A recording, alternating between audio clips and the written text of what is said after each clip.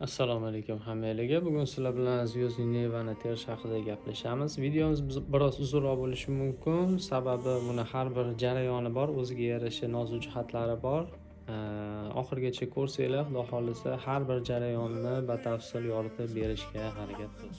Mana birinchi qismida tolalarni patologda to'g'ri taqsimlab olishdan iborat bo'ladi. Misol uchun, bizning holatimizda hozir 500 ta tola bo'ladigan bo'lsa, bu 10 ta yacheykaga bo'lib olganmiz. Har bir yacheykada 50 tadan tolaga to'g'ri kelyapti.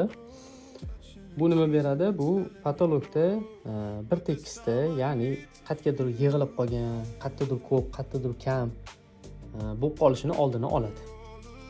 Ikkinchi muhim jarayon bu kometa funksiyasi hisoblanadi. Kometa funksiyani iloji boricha oldindan rejalashtirish kerak, qanaqa uchirishi.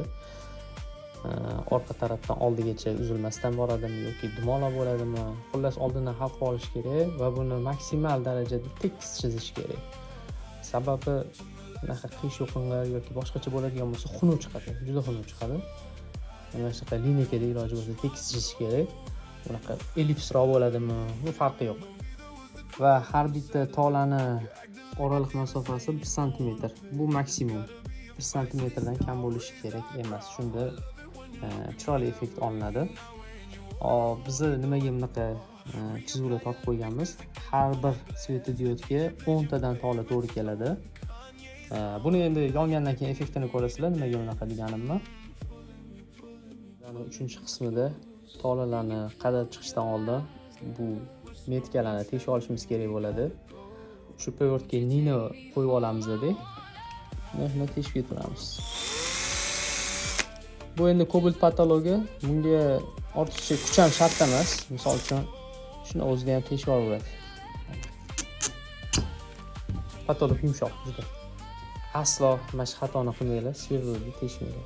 Sababi sverlo patologdan o'tib materialga o'tgan payti buni uchi qirrali bo'ladi va materialni chaynab yuboradi chiqib o'tgan payti. O'shaning uchun hech qachon sverlodan foydalanmanglar. Tolalarni qadab chiqish jarayoniga ham yetib keldik. Mana bu jarayonda birinchi navbatda kometadan boshlashimiz kerak bo'ladi. Sababi bu yoqda biroz betartib bo'ladi, baribir terayotganimizda, o'shaning uchun boshida mana shu kometa funksiyasini terib olsak va buni chekiga olib qo'yadigan bo'lsak, boylab, o'shanda ishimiz biroz osonlashadi.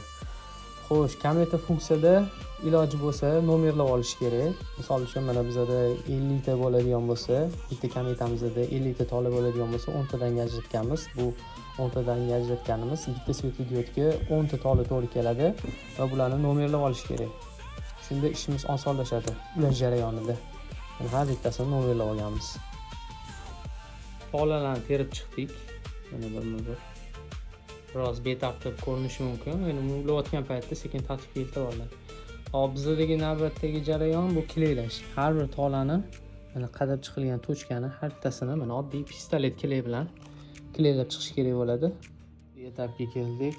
Bu bizda mana shu hamma tolalarni yoritib berish moslamasini yasashimiz kerak.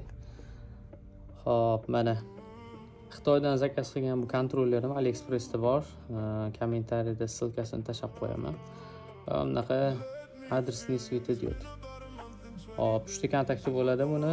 12 volt minus va o'rtada data. Data mana shu boshqarib beradi. Bu telefondan boshqariladi. Hop, bu общийga, mana общий gilam qismi deylik. Kometa qismiga bo'ladigan bo'lsa, mana bunaqa boshqa kontroller bor. Buning ichida shu svetodiodda birma-bir yondirib beradigan funksiyasi bor ekan. Bu lekin ruchnoy boshqariladi. O'sha rejimga qo'yib qo'yamiz. Bitta rejimda o'zi yonib o'chaveradi. Shu svetodiodlarning yana bir muhim jihatini aytib o'tishim kerak. Biladiganlar uchun, balkim bu yengil emasdir. Bilmaydiganlar uchun mana bu yerda strelkasini ko'rib turibsizlar. Strelkaga qarama-qarshi joydan payka qilinmaydi. Strelka bo'ylab payka qilinadi. Agarda teskari joydan payka qilib qo'yadigan bo'lsak, bu ishlamaydi. Tolalarni qanaqa joylaymiz desanglar, svetodiodlarga mana eng hashaki jaydari usuli. Mana bu Fomex olganman, 2 qavat kesganman. Tagidan mana svetodiodlarni klaylab qo'yganman-da, mana bu svirli qilib turib, mana svetodiodlarni ko'rasiz. Mana shu teshuvlarga tiqib chiqaman tolalarni. Betga taxminan bitta mana shu teshuvga diametri taxminan 0,5 mm bo'ladigan bo'lsa, betga 20 tadan oshiq tola kiradi. Bemalol. Demak, mana shu 3 tasi bitta mana shu yacheykaga javobini jamlaymiz-da. Mana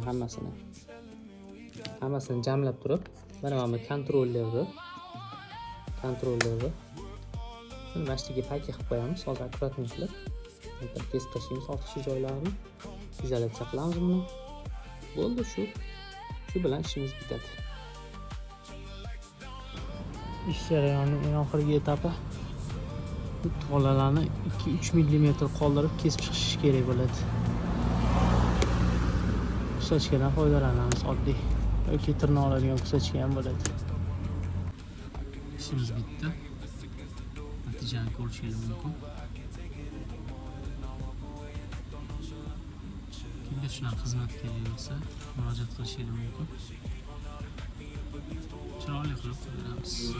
But I'll make you forget it all. Baby, let me feel you.